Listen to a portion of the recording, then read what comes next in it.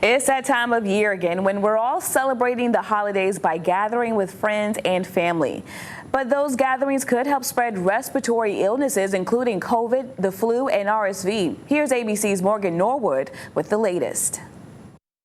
Respiratory illnesses are on the rise and increasing in parts of the country. The CDC says 15 states plus New York City are seeing high or very high levels of respiratory illnesses, which is defined as people going to the doctor with symptoms that include fever, cough, and sore throats. RSV hospitalizations remain elevated among children under 4 and are also increasing in adults over 65. RSV is a virus that causes an inflammation of the upper airway and also leads to a lot of secretions and mucus production. There is an RSV vaccine that the CDC is recommending for adults over 60 and for pregnant women. The vaccine can then help them produce antibodies that they can transfer via the placenta to their fetus. According to the CDC, flu hospitalizations are rising, but the number of new admissions still remains low. The southeast and south central areas of the country reporting the highest level of activity. COVID hospitalizations have reached levels not seen since February, particularly among babies,